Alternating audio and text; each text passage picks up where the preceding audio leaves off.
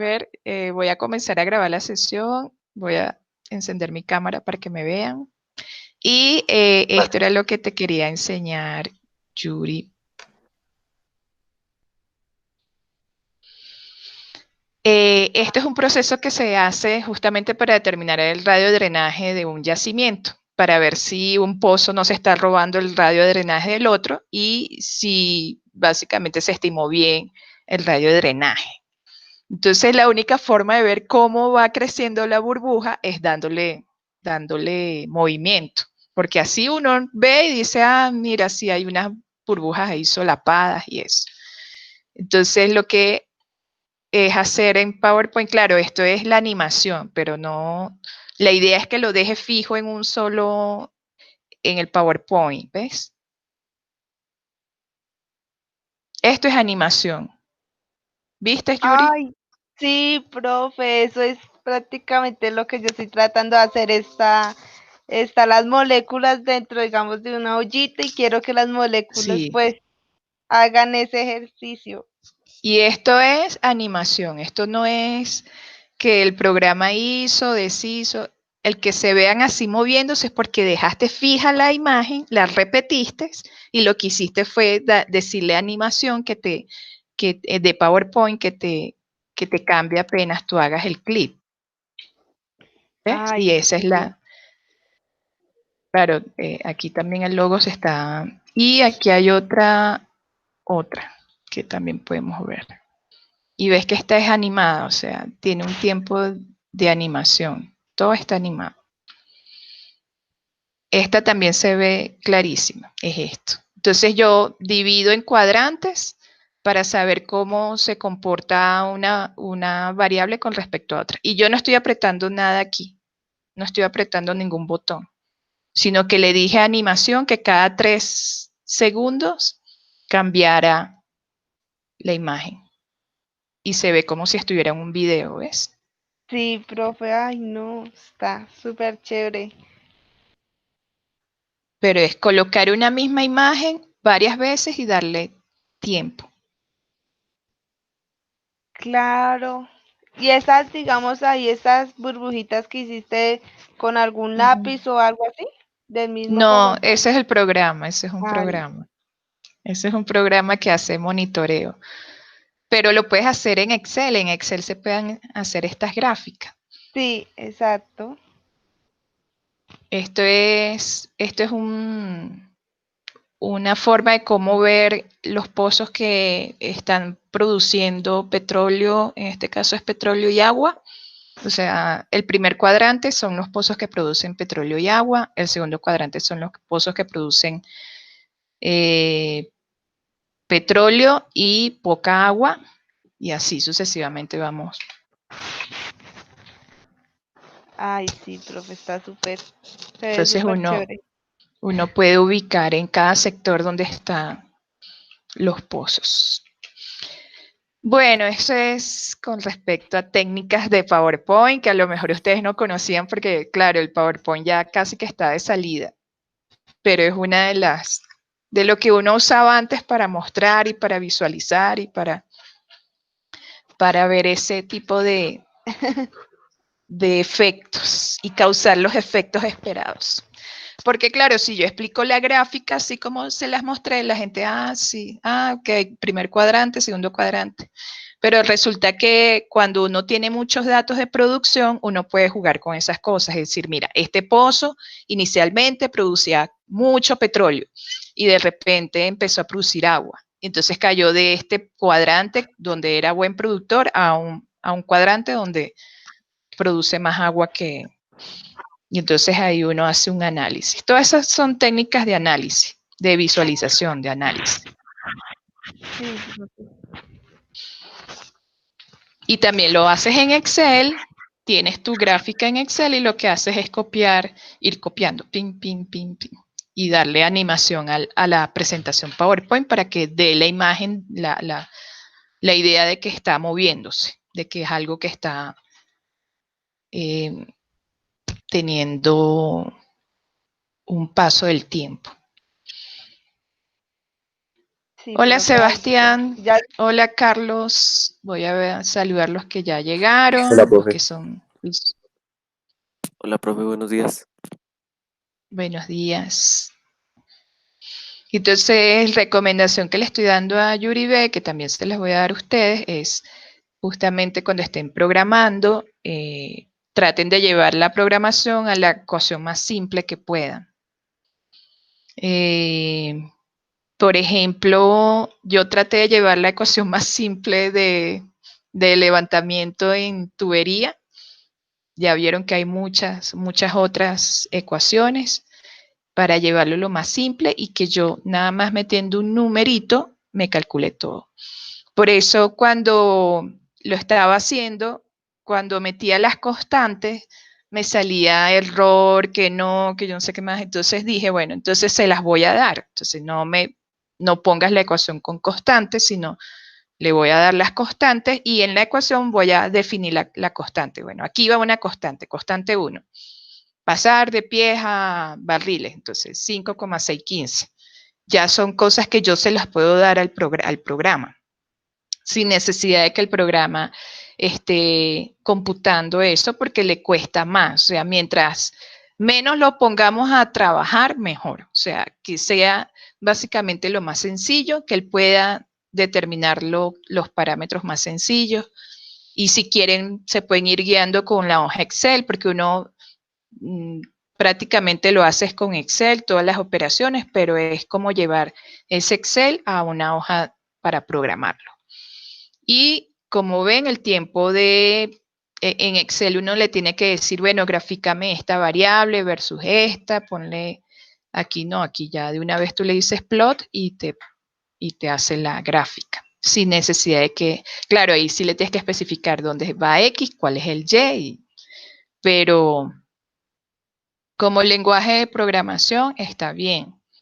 Ya hay unos lenguajes de programación mucho más avanzados como Python, como R, que necesitan que uno conozca sus comandos, porque básicamente todos estos programas es comandos. Entonces, si uno conoce los comandos que utiliza Python, los comandos que utiliza R, los comandos que usa Linux, los comandos que usa, todos esos programas tienen sus propios comandos. Entonces, a lo mejor aquí en Octave es plot, pero en R no es plot, sino ggplot, porque es un comando adicional que uno utiliza en R. En Python no es plot, sino print, o ese tipo de cosas que uno tiene que llevar como un cuadernito y decir, bueno, en Python los comandos son estos, en R los comandos son estos, en Octave los comandos son estos, para ir conociendo la herramienta. Y otra cosa, cuando tengan una herramienta, que fue un consejo que nos dieron, es busquen un código fuente. O sea, y sobre el código fuente empiecen a manipularlo. Eso sí, eso yo siempre lo hago. Uno trabaja en Python. Ustedes vieron que yo lo primero que hice fue abrir los ejemplos que ellos ponen en los programas. Entonces siempre en los programas ponen como una carpeta de datos, de ejemplos, y uno puede ir a esos ejemplos y montarse, claro, tienes que cambiar el nombre del archivo que estés ejecutando para no entorpecer el dato inicial. Y empieza uno ahí a manipular la herramienta. Todo es manipulación de herramienta. Que uno se equivoca, que la herramienta no corre, que sí, pasa. Y uno tiene que respirar, método Zen, no alterarse, ni tirar la computadora al piso, porque es justamente eso, ensayo y error, hasta que uno logra entender cuál es el error y cuál es la posible equivocación que uno pueda tener cuando está programando. Bueno, entonces vamos a iniciar porque esta sesión, como les dije la semana pasada, lo que quería o lo que quiero es que ustedes lleguen a entender cómo trabajan estos modelos. Y la semana pasada vimos cómo es la curva de levantamiento y con respecto a la curva de IPR. Entonces ahí nos daban dos curvitas donde el punto donde se unían las dos curvas era el punto de operación. El punto donde ese pozo iba a fluir en flujo natural. Hoy vamos a ver lo que sería si yo tuviese un problema para levantar esos fluidos, cómo yo incorporo o cómo yo muestro la necesidad de establecer un mecanismo de levantamiento artificial mediante el uso de una bomba. ¿Qué bomba? Puede ser una bomba de estas de bombeo mecánico, puede ser una bomba hidráulica, puede ser una bomba electrosumergible. Aquí no especificamos qué tipo de levantamiento porque ya cada método tiene su procedimiento. Por ejemplo, el bombeo mecánico, para hacer el diseño de bombeo mecánico yo necesitaría saber varias variables como la longitud de la carrera de la bomba, la cantidad de crudo que necesito levantar, la caída de presión, la configuración de las cabillas, porque acuérdense que el bombeo mecánico actúa mediante un dispositivo que baja, abre una válvula, llena el dispositivo y sube mediante unas varillas, unas cabillas. Esas cabillas tienen que tener también una especificación porque ellas van a levantar justamente y van a estar en contacto con el crudo porque cuando se abre la válvula viajera permite el paso de todos esos fluidos que están dentro de la cavidad de la bomba hacia el espacio que está entre la tubería y las cabillas. Entonces, las cabillas van a estar interactuando con el fluido y ese movimiento de subir y bajar les va a ocasionar desgaste. Entonces hay que calcular qué tipo de cabilla voy a usar, los esfuerzos que van a soportar esas cabillas, porque una de las limitaciones que tiene el bombeo mecánico es que las cabillas pueden fallar por fatiga. Y fallan por fatiga porque justamente están sub y baja, llevando fluido, trayendo fluido, y ese movimiento hace que se desgaste. Aparte que los fluidos pueden contener algún tipo de arena o porcentaje de arena que también puede producir un desgaste por el contacto con estos elementos. Entonces, con el bombeo mecánico es un poquito más complicado hacer el diseño. No digo que no se pueda hacer, ustedes en producción 1 deberían saber o haber visto cómo se diseña un bombeo mecánico, cómo se calculan esas cargas, cómo se calcula la distancia de la carrera entre la válvula fija y la válvula viajera para entonces poner a producción ese pozo. Con el bombeo electrosumergible también pasa lo mismo. El bombeo electrosumergible requiere que yo diseñe las etapas con las que cada vez que baje o pase el fluido por la bomba, tenga ese movimiento ascendente por el impulso de las etapas. Entonces hay que diseñar el número de etapas, hay que seleccionar la bomba, el motor de la bomba, la frecuencia a la que va a trabajar la bomba. Entonces son condiciones muy específicas también para el bombeo electrosumergible. Para el bombeo de cavidad progresiva también el espacio que va a estar entre el estator y la cavidad donde va a estar el estator también tiene que ser medida porque básicamente es una rotación tipo tornillo y esa rotación tipo tornillo tiene que tener un nivel de centricidad con respecto al centro de la bomba y eso es lo que nos permite considerar cuánto volumen puedo levantar con ese método. ¿Cuál es el otro? El bombeo hidráulico, que es básicamente una bomba que trata de subir los fluidos mediante como cuando uno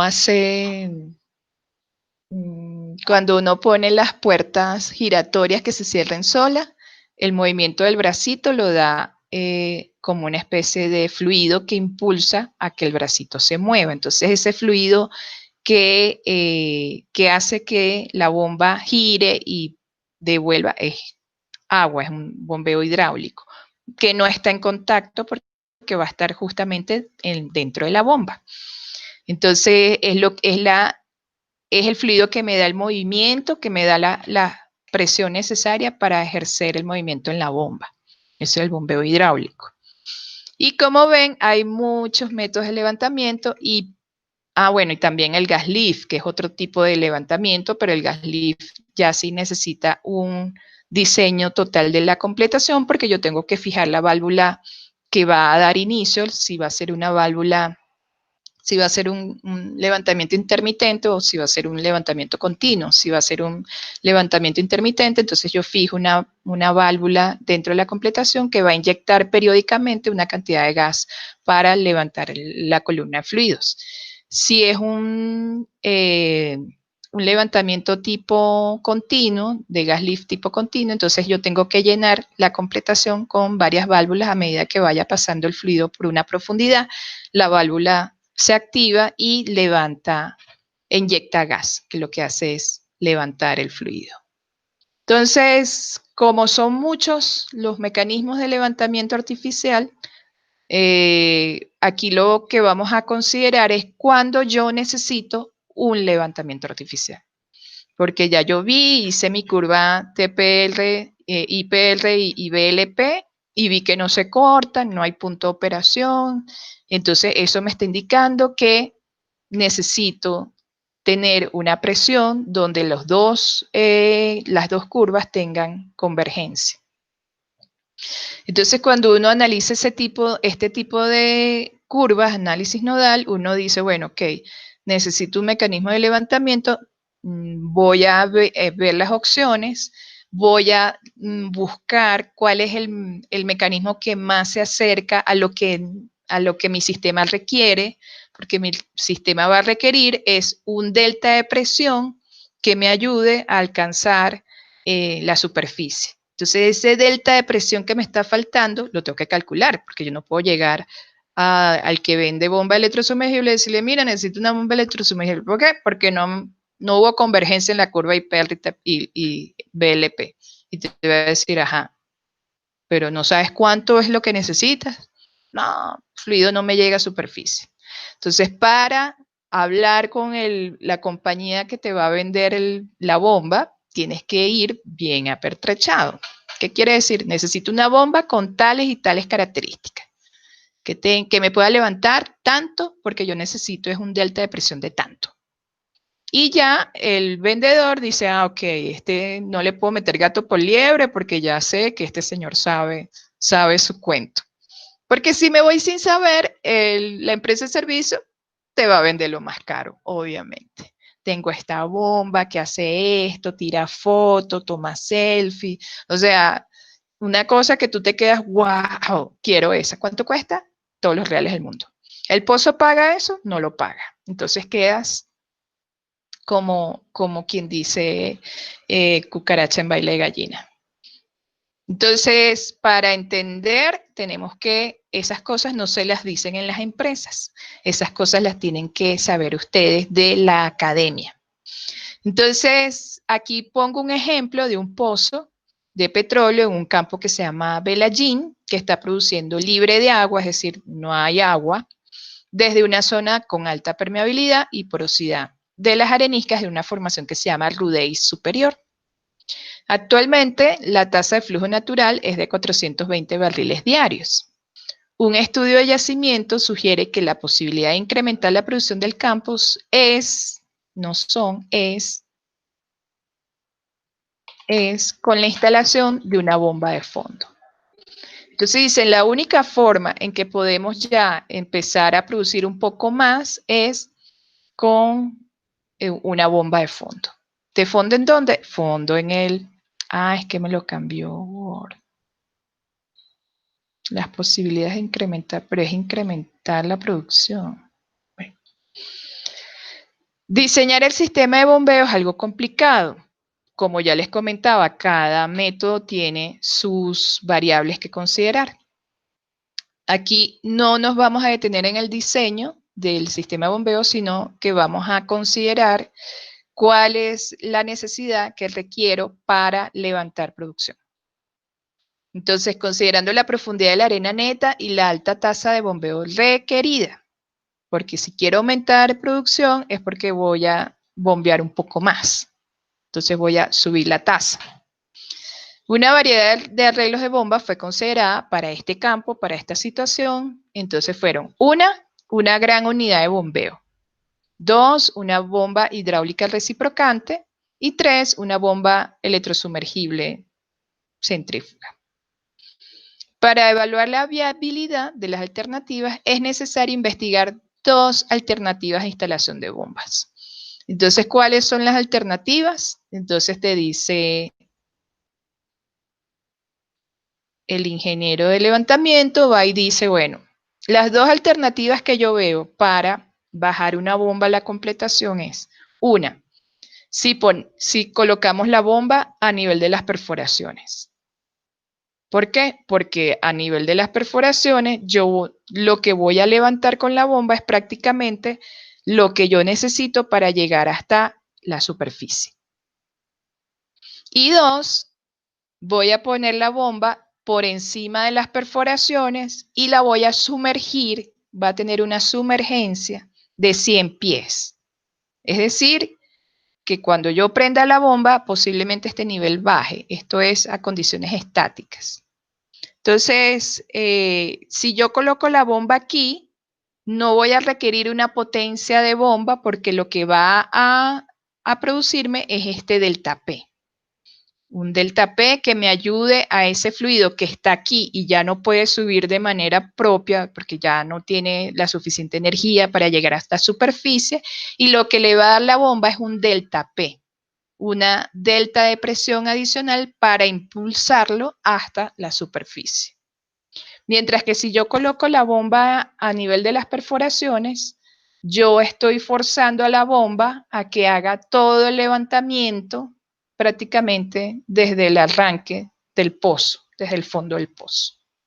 Esta es una condición no recomendada porque básicamente cuando yo tengo que levantar prácticamente lo que es toda la columna de fluidos que está por encima, tengo que vencer toda esta presión que va a estar encima de la bomba, voy a requerir mucha potencia. Entonces, como voy a requerir mucha potencia, esta bomba va a ser muy cara.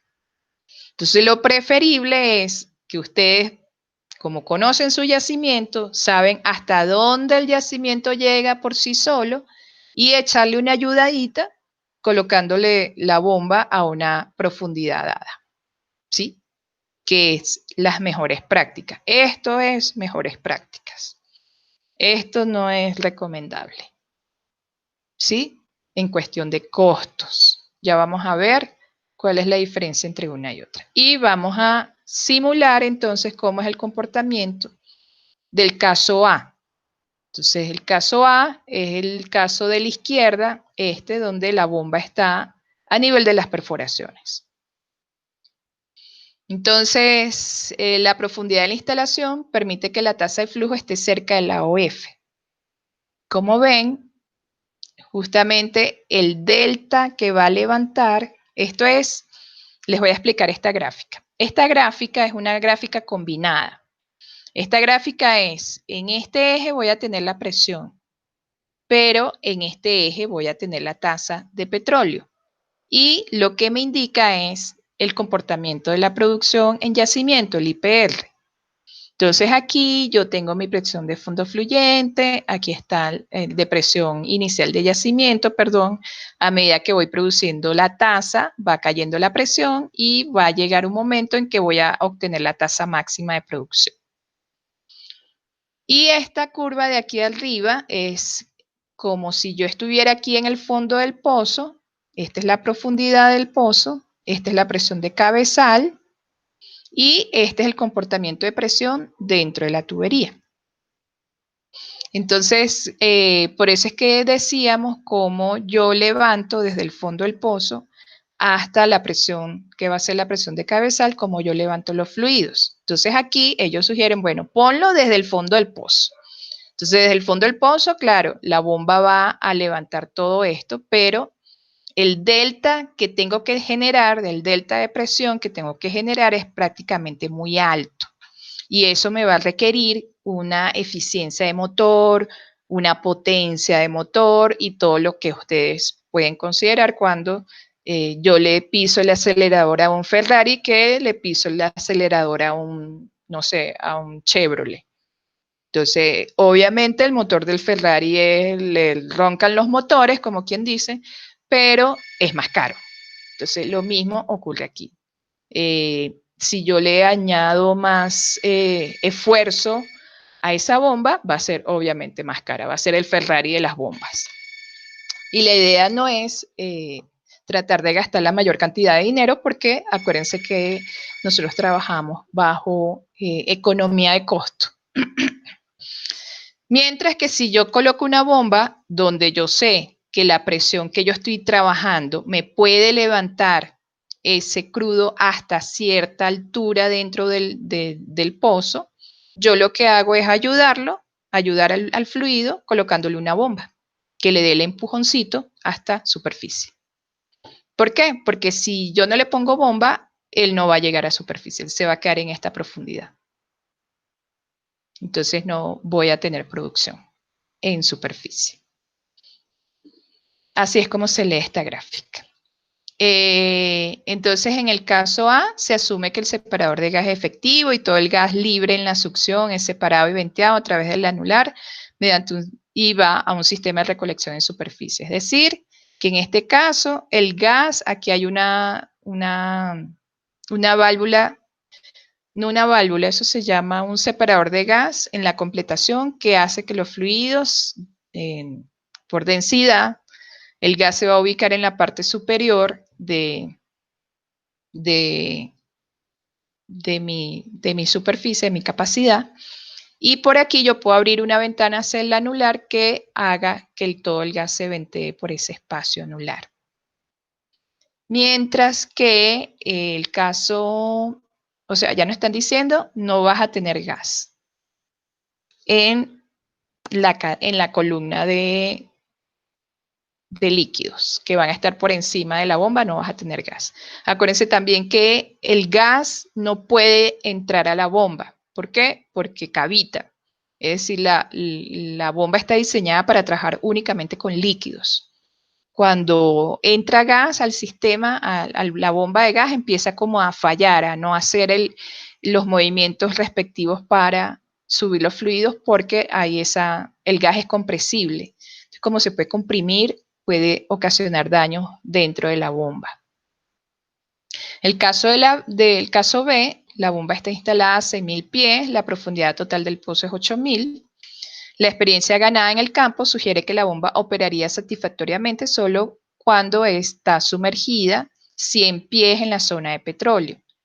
Es decir, cuando yo la tengo en 100 pies por debajo del nivel estático dentro del pozo. Hasta aquí llega el fluido sin que yo le meta bomba ni nada. Entonces, la recomendación, porque me imagino que ya han tenido varios casos con bomba, es que uno la sumerja 100 pies por debajo del nivel estático.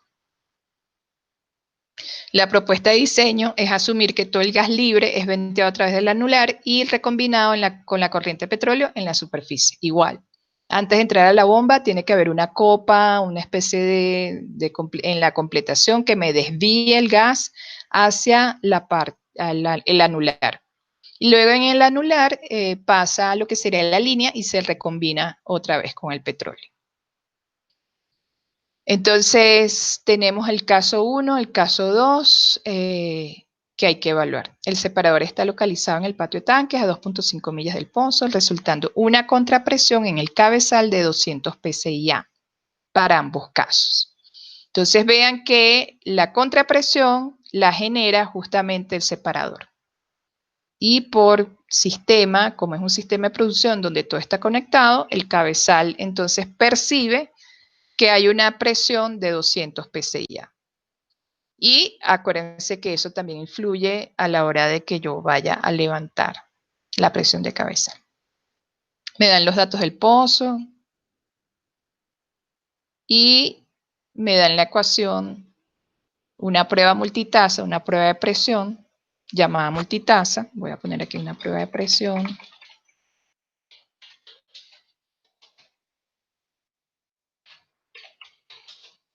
llamada multitasa, recientemente estableció que el IPR del pozo es igual a esta ecuación, donde tengo la tasa, que va a ser igual a 600 por esta ecuación que ven aquí elevado a la 0.8, 1 menos presión de fondo fluyente entre presión de yacimiento elevado al cuadrado.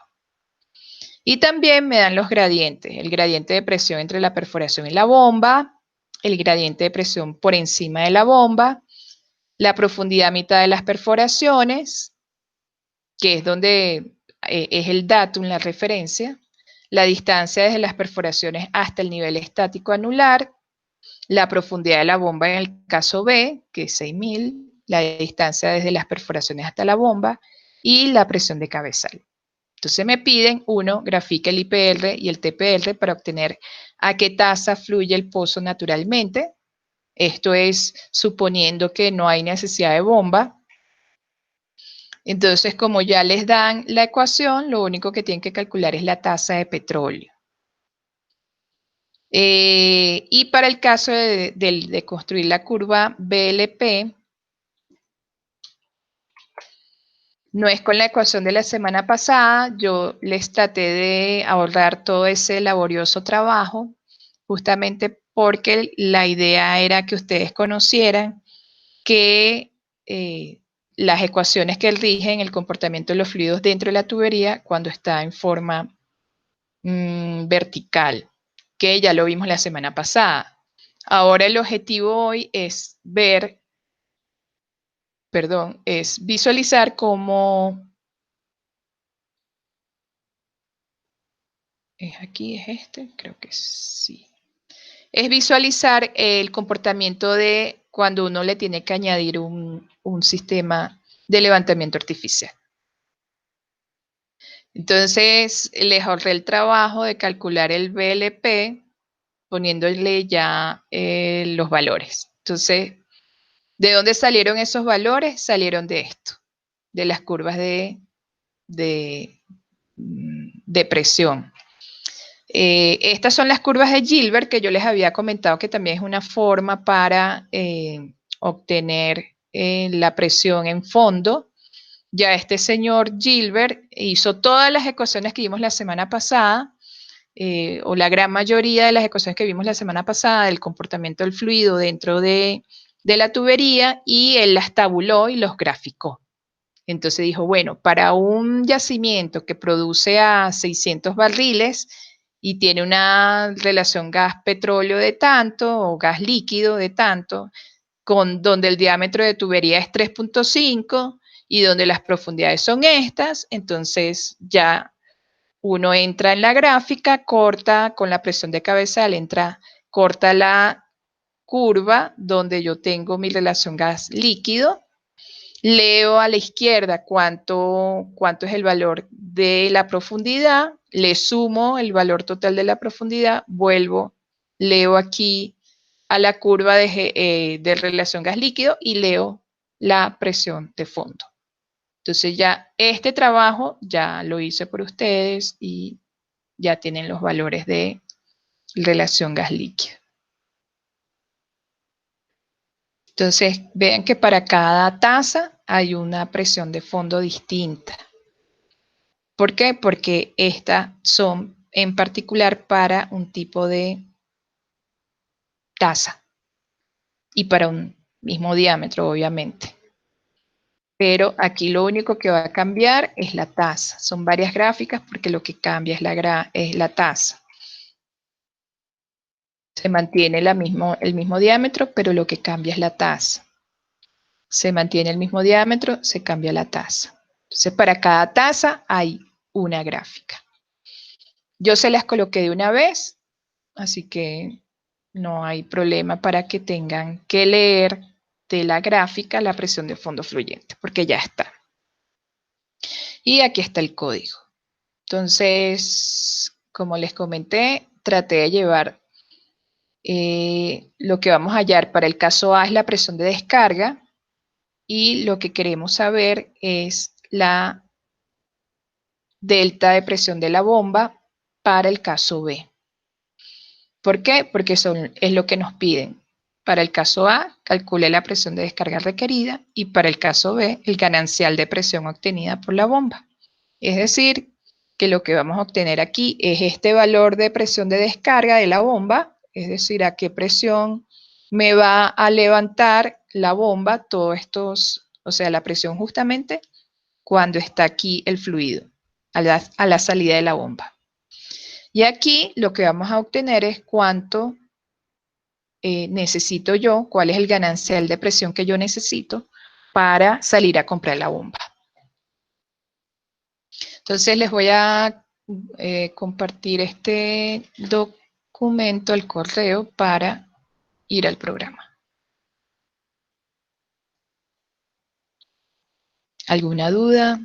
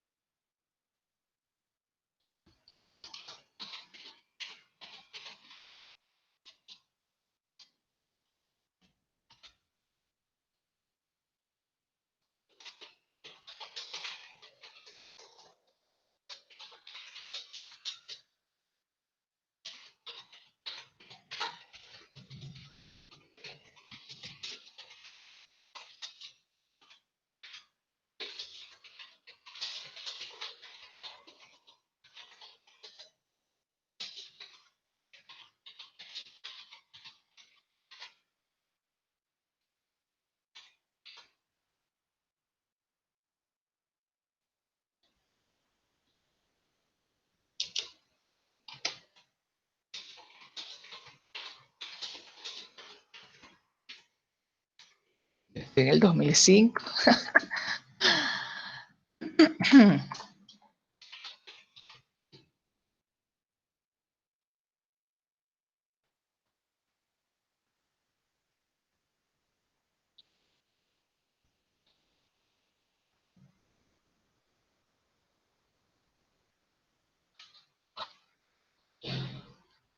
Bueno, vuelvo a abrir el...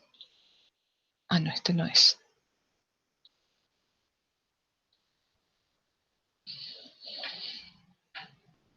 Vuelvo a abrir el... para hacer el ejercicio.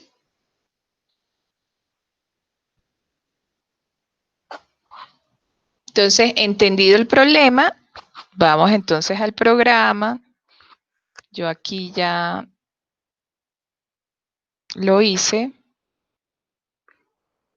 Bomba, bomba, bomba.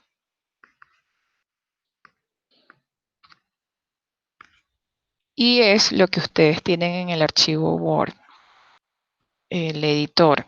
O sea, es prácticamente lo mismo. Yo les voy a decir cómo ejecutarlo y qué es lo que nos tiene que mostrar para que ustedes lo hagan en su casa. Primero vean qué es lo que se pide para que después, profe, que no puse, o sea, en este momentico, préstenme atención. Ya después empezamos a correr el programa, ¿sí? Y que ustedes hagan el programa en su computadora. Entonces le damos Save y que corra y me empieza a pedir entonces los valores. Lo primero que me va a pedir es la presión de yacimiento. La presión de yacimiento la tienen aquí en la tabla de datos de yacimiento y es 2800.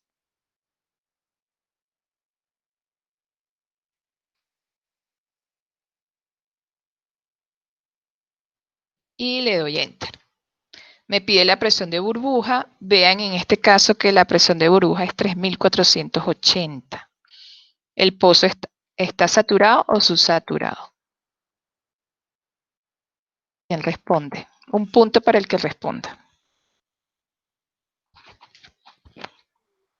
Subsaturado, ¿Por qué? porque el punto de burbuja está por encima de la presión inicial. No es al contrario, ¿no? Es al contrario. O sea, por estar por encima es saturado. Sí, cuando la presión de burbuja está por encima de la presión de yacimiento es porque ya el yacimiento está saturado. Cuando la presión de burbuja está por debajo es que está subsaturado. Entonces, tenemos entonces un yacimiento saturado, es decir, que voy a tener gas. Por eso es que hacían tanto énfasis en que el gas va por el anular, el gas no puede, porque el gas no puede entrar a la bomba. Me ocasionaría una falla a la bomba. Entonces, aquí le puse introduzca 7 valores de presión de fondo fluyente porque hay 7 valores. Entonces, colocamos 0, 500, 1000, 1500, 2000, 2500 y 2800. Y me calcula la tasa porque la ecuación ya se la había dado. En los ejercicios anteriores calculábamos era la presión porque nos pedía era la tasa, ¿se acuerdan? En este caso fue al contrario. Nos daban las presiones y teníamos que calcular las tasas. Para la curva de BLP, también les voy a dar los datos y ustedes tienen que introducir los datos tal cual como se los piden. 50, 100, 200, 400 y 600. Introduzco los 5 valores de presión de fondo desde la tubería, que no es lo mismo que los del IPR. Los del IPR eran los primeros que les pedí. Los segundos son para construir la curva de BLP. Van a ser 2250 en ese orden. 1900, 1700, 1610 y 1760. ¿Por qué? Porque yo entré a la gráfica de Gilbert y para una tasa de 50 y con las condiciones de presión de cabezal, profundidad y todo, y relación gas líquido, me daba que la presión de fondo fluyente era 2250.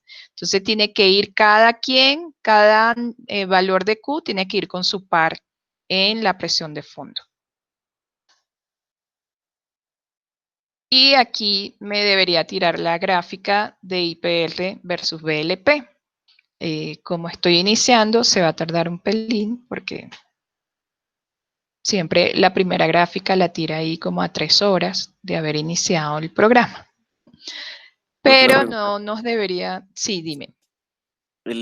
O sea, donde se cruzan las dos gráficas es el punto de operación, pero el punto de operación de que exactamente, o sea, el de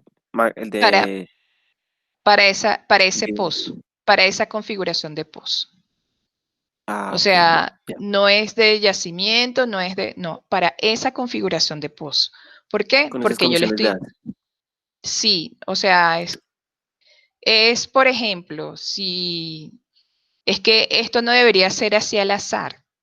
Esto ya debería haber planeado cuando hizo el pozo, dijo, bueno, este pozo yo le voy a meter esta completación porque yo sé que el yacimiento tiene tanta energía y que este pozo yo voy a tratar lo más posible que me pueda ayudar al yacimiento a que por flujo natural me suba los fluidos hasta superficie. Entonces uno hace la configuración del pozo teniendo en cuenta estos análisis.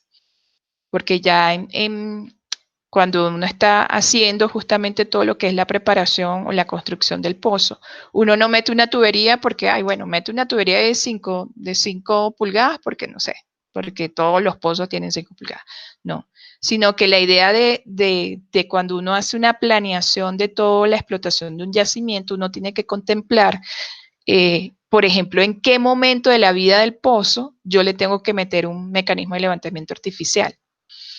Y mientras más yo demore ese proceso, mientras más yo pueda utilizar la energía del yacimiento para levantar los fluidos, mejor.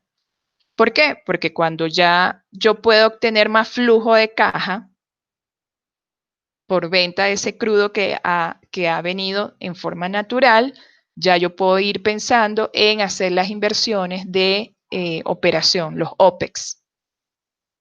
Mientras que yo demore esas inversiones, mucho mejor, porque voy a tener más flujo de caja voy a tener más ganancia, voy a tener más en la caja chica, porque estoy vendiendo más y porque básicamente el yacimiento me está ayudando con la energía que tiene por sí sola de llegar a esta superficie.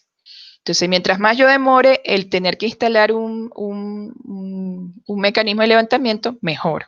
Entonces, cuando yo hago este tipo de curvas, yo digo, ok, mi pozo a estas condiciones de completación, de presión de cabezal, me produce así. ¿Qué podría hacer? Bueno, yo podría cambiar un poco lo que sería la restricción en superficie. Entonces, no decir, bueno, el separador que no tenga tal presión para que la presión de cabezal no me haga contrapresión y me pueda ayudar un poco a esos fluidos a llegar. Pero todo, como te digo, todo es un sistema. Si yo cambio una presión en el sistema, yo tengo que ver las consecuencias y la afectación que va a tener en todos los nodos, en todo el sistema, en el yacimiento. Entonces, básicamente, cuando yo hago este tipo de análisis es porque yo tomo como una foto instantánea de ese momento, a esas condiciones. Ya cuando yo quiero hacer algún tipo de optimización y eso, tengo que hacer esta evaluación y tengo que predecir cuánto yo esperaría si yo incorporo una bomba.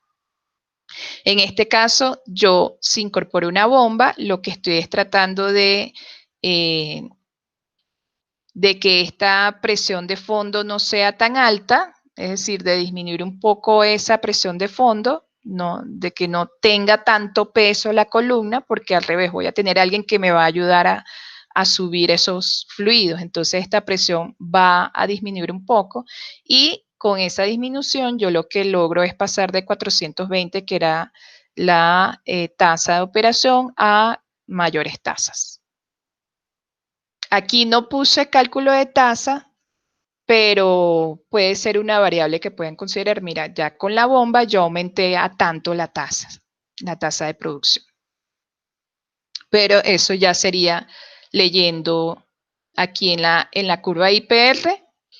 Cuando tengan el diferencial de presión, calculan la presión de fondo y pueden leer cuánto de la tasa entro con la presión de fondo que me va a dar después de haber hecho los cálculos. Entro, corto la gráfica y me va a dar cuánto es el nuevo caudal con la curva IPR, ¿sí? Porque esta curva de BLP va a cambiar.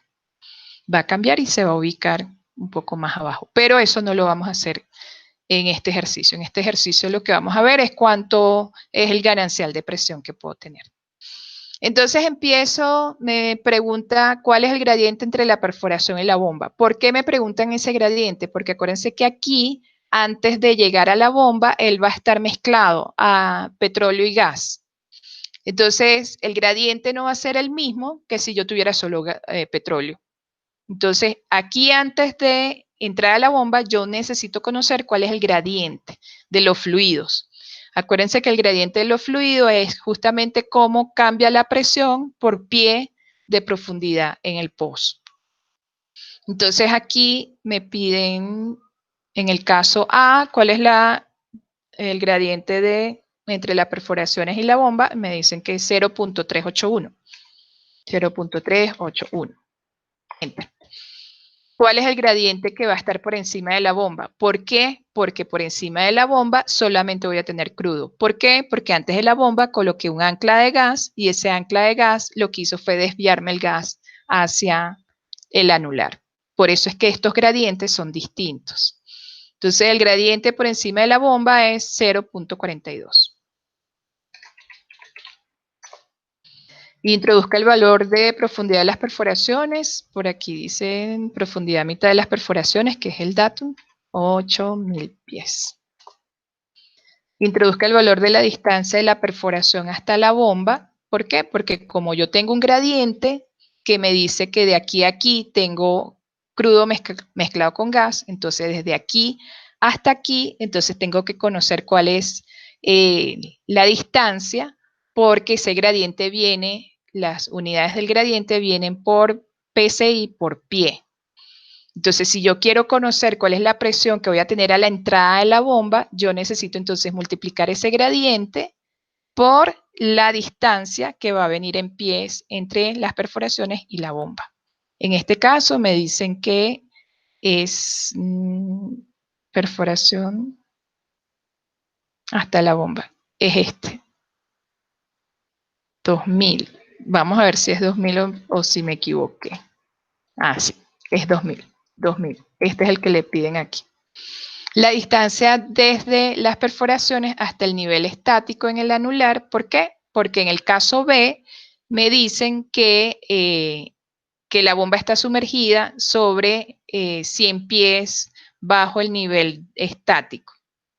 Esto quiere decir que yo voy a tener esta columna que va a ser gas y crudo haciendo presión en el fondo del pozo. Entonces yo necesito conocer cuál es la presión que me genera esa columna que tiene gas y crudo en combinación antes de que entre a la bomba. Entonces me voy, sumo esta columna y luego le sumo lo que sería, o le resto la columna que está justamente hasta la profundidad de la bomba. Es como si me viniera por aquí y me devolviera para llegar a la bomba. Antes de la bomba hay un ancla de gas, lo que me asegura que lo que pase después de la bomba va a ser puro crudo. Entonces necesito conocer la distancia hasta el nivel estático, que es 2100.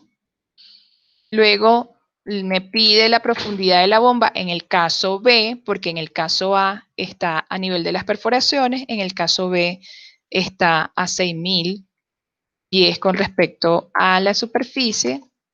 Y me piden la presión de cabezal, que ya en el problema nos habían dicho que era 200. Aquí no me va a dar gráfica, lo que me va a dar son los valores que me están pidiendo en el punto 2 y en el punto 3. Entonces calcula la primera presión hidrostática, que sería la presión hidrostática correspondiente a lo que sería este caso.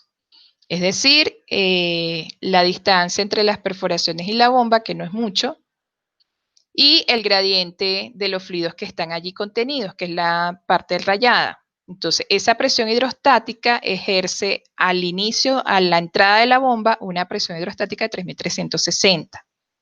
La presión de descarga va a ser justamente esa presión esa presión más el gradiente de los fluidos que va a tratar de levantar esa bomba. Entonces, esa va a ser la presión de descarga. En el caso 2, voy a tener entonces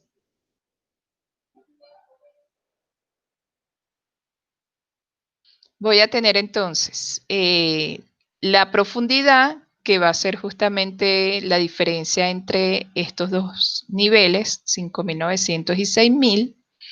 Esta columna va a tener un peso sobre la presión de fondo fluyente, que va a ser igual al gradiente de la perforación en la bomba, 0.381, porque es el mismo fluido, por esa diferencia que es 100.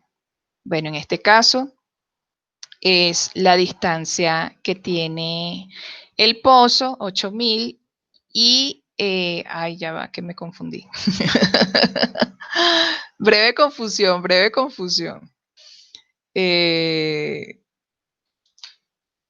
Estoy haciendo estas fórmulas para... Entonces la fórmula P1, la presión hidrostática 1, corresponde al gradiente de 0.381 multiplicado por la profundidad, que es 8000, y eso nos da el primer valor. Luego la presión de descarga sería esa presión hidrostática, restarle a esa presión hidrostática la presión que él tiene o la columna de fluido que él tiene que levantar. Entonces, en este caso sería sumarle la presión de cabezal más esa presión hidrostática que acabo de calcular. Entonces aquí ya nos da la presión de descarga A.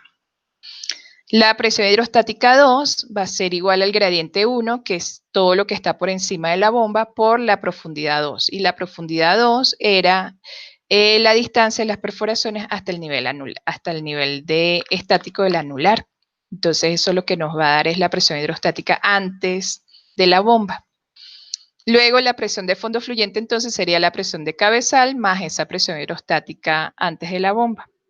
La presión hidrostática 3 va a ser el gradiente 1, que es justamente este de perforación entre la perforación y la bomba, 0.381, menos la presión hidrostática 3. La presión hidrostática 3 va a ser igual al gradiente 1, este que dijimos que era el gradiente de perforación y la bomba, más la presión hidrostática 2. Y esa presión hidrostática 2 era justamente la presión que se genera hidrostáticamente por la columna de fluidos entre el gradiente 1, perforación y bomba, por la profundidad 2, que sería la distancia de la perforación hasta nivel anular. Para luego entonces obtener esa presión de fondo de la bomba menos la columna que va a estar entre las dos,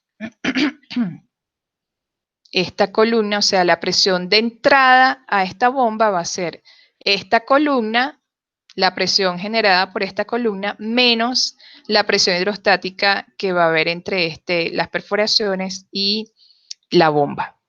Es decir, o sea, a esta presión total le voy a restar esta que está aquí.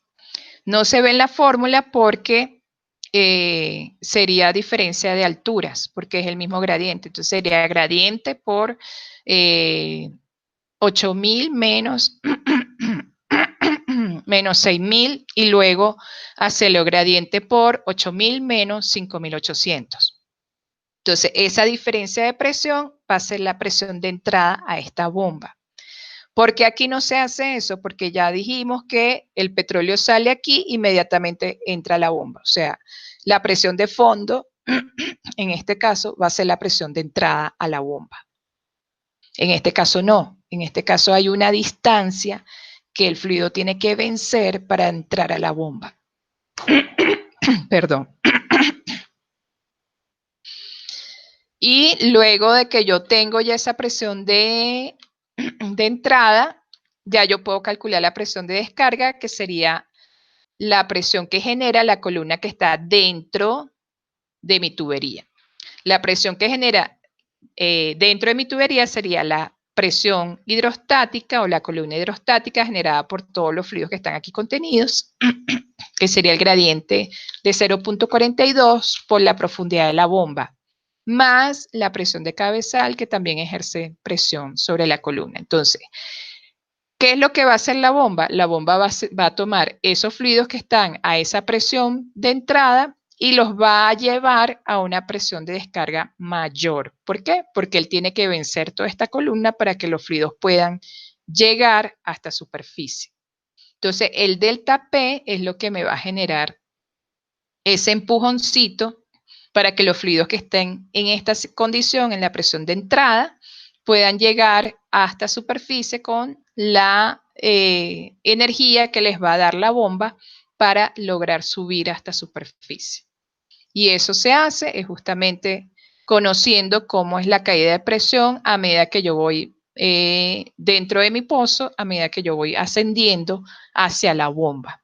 Y la única forma de conocerlo es conociendo las presiones de fondo, que ya me la da la presión, el yacimiento, y a esas presiones de fondo restarle las columnas que van a contrarrestar o van a causar algún tipo de contrapresión para que el fluido pueda llegar hasta la bomba. Aquí este caso era muy sencillo porque no tengo que calcular columnas porque prácticamente las perforaciones, la bomba va a estar a la altura de las perforaciones, es decir que todo el fluido que sale del yacimiento entre directamente a la bomba. Cosa que no es muy real, pero bueno, es de manera de ejemplo para que lo vean. Y por supuesto que esa bomba tiene que levantar toda esta columna de fluidos que va a estar dentro del tubing, más la presión de cabezal. En este caso, si el fluido puede llegar hasta esta profundidad, porque tiene que vencer justamente el peso de la columna de flujo bifásico, porque ahí va a estar gas y crudo involucrado, y vencer, luego que pasa hacia la bomba le da esa energía adicional, delta P, para que él pueda llegar por sí mismo a superficie. Pero hay que conocer estos dos valores, la presión de fondo que él va a llegar a partir de los valores del IPR y luego esa presión que él tiene que vencer para alcanzar la bomba a esa profundidad. Entonces, eso fue lo que hicimos, se programó justamente para conocer esa presión de descarga. La presión de succión, vean que él nada más para entrar a la bomba llega con una presión de 238 PSI. Es decir, que si un poquito más y no llega a la bomba tampoco. ¿Por qué? Porque la presión es muy bajita, muy pequeña. Y la presión de descarga es 2720, es decir, que la bomba le añade un delta de presión de 2481.9. Es decir, que con esta delta de presión, él puede llegar solo a superficie. Bueno, solo no, con la ayuda de la bomba. ¿Sí?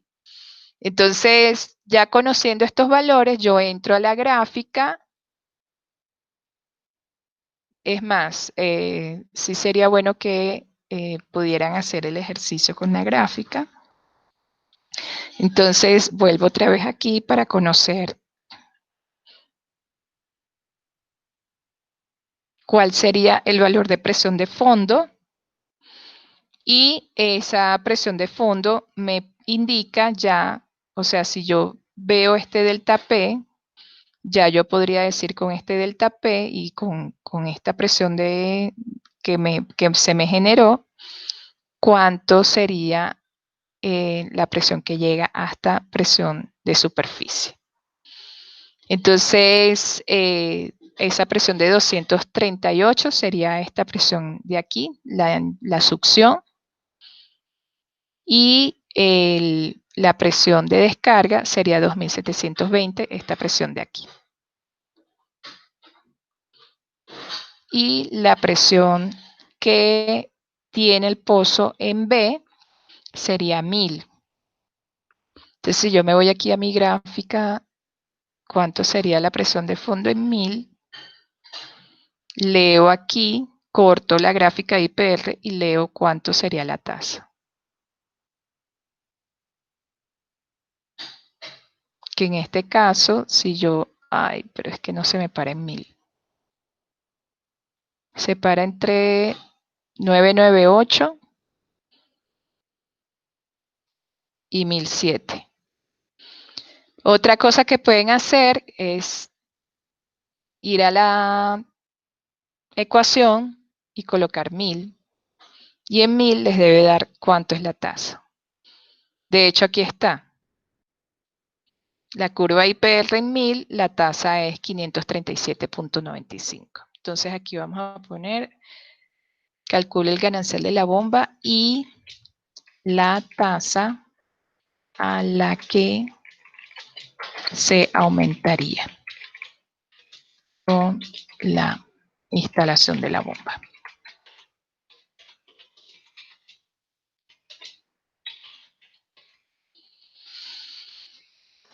Bueno, entonces, este es el ejercicio. Yo me voy a quedar aquí hasta las 9:20. Si tienen alguna duda, preguntas, no me corre, le puse una coma, no me muestra la gráfica, ese tipo de cosas para que lo puedan hacerlo en conjunto conmigo, hasta las 9:30. Entonces voy a cerrar micrófono y la cámara, y cuando tengan ya corrido, me dicen, profe, ya me corrió, ya puedo responder las preguntas del ejercicio, perfecto. ¿Sí? Una preguntita cortica, en cuanto al ganancial, ¿a qué te refieres? ¿A qué se Al refiere delta P, al delta Ah, P al que delta se P. genera. Sí, el delta P de descarga, este delta P. De Ah, descarga, bueno. sería la resta entre la presión de descarga menos la presión de succión, y ese es el ganancial, el delta P. Ah, ok. Vale, gracias, profe.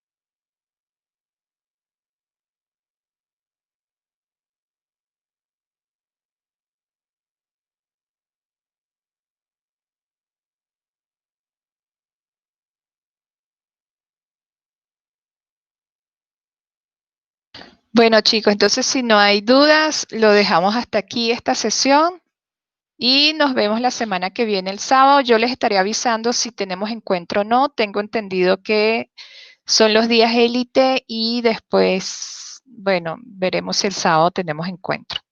¿Sí? Bueno, gracias por estar, por presenciar esta sesión.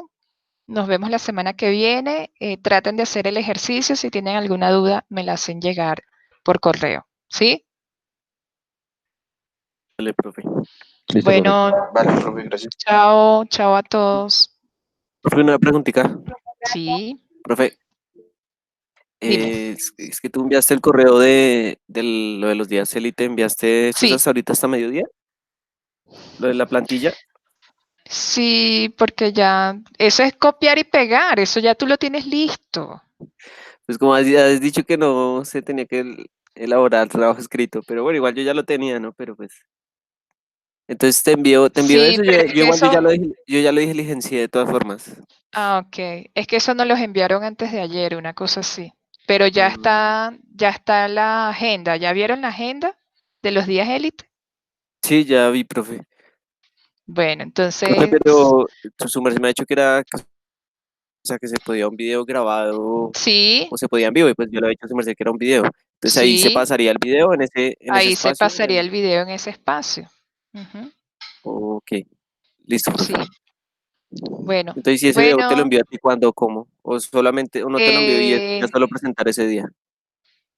yo creo que hay que enviarlo antes porque esas directrices no nos la han dado. Entonces yo me imagino que quieren recopilar hoy toda la información para luego decir, ah, bueno, en tu proyecto entonces va a ir a tal lado, a tal hora, a tal sitio, ¿sí?